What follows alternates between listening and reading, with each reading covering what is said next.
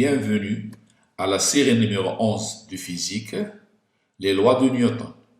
C'est la première série du module mécanique. J'ai choisi 3 exercices extraits du baccalauréat et 2 autres exercices pour réviser cette leçon. Donc, cette série est en même temps une révision de la première leçon de la mécanique, les lois de Newton. Exercice 4.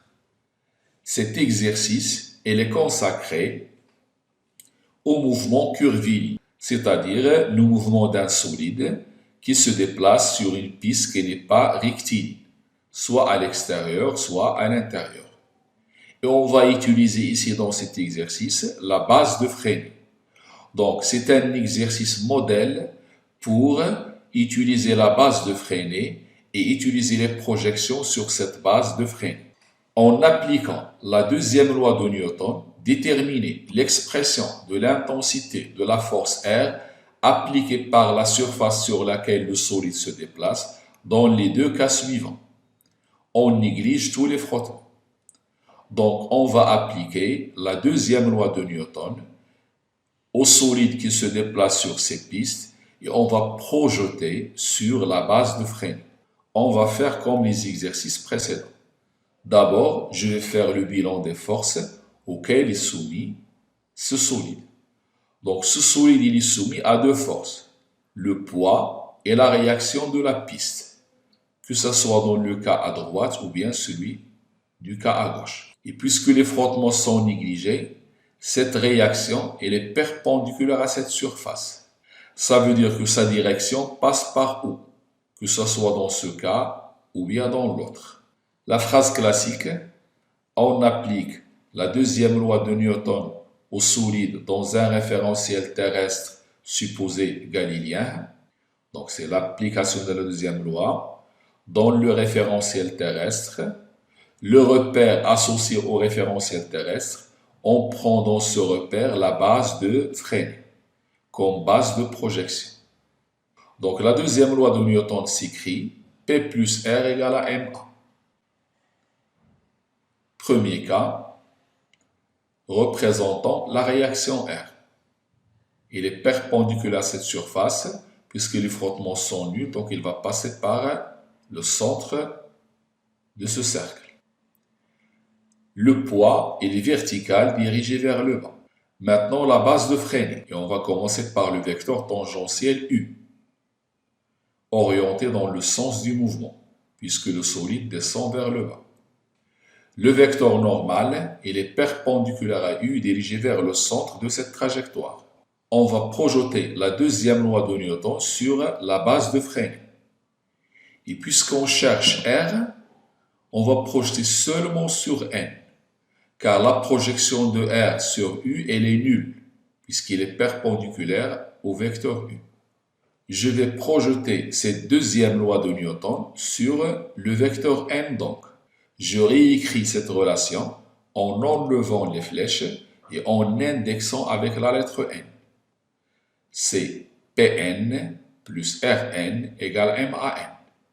AN possède un nom, c'est l'accélération normale. Elle a une formule bien déterminée, voire le cours.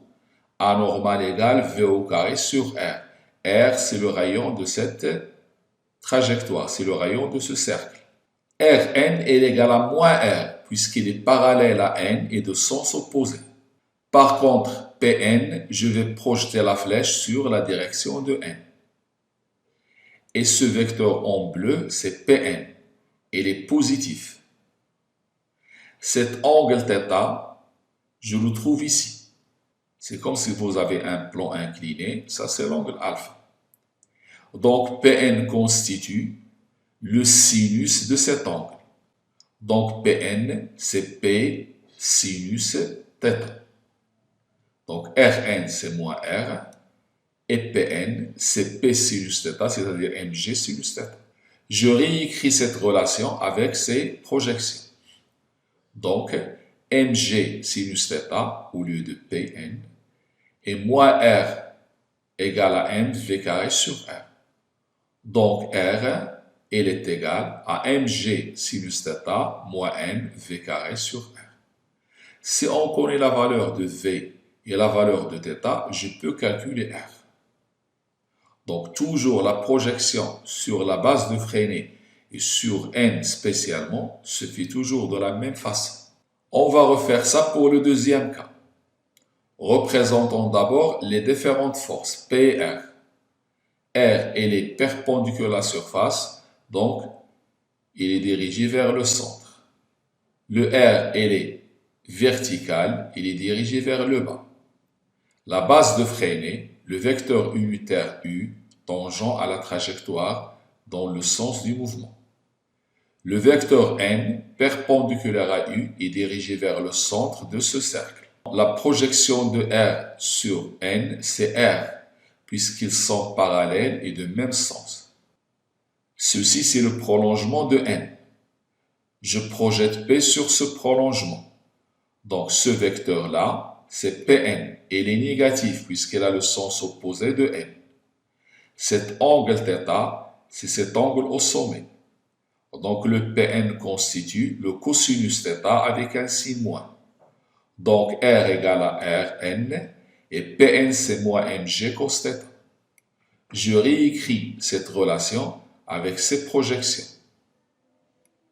Et j'en déduis que R est égal mg cos θ plus n v carré sur r.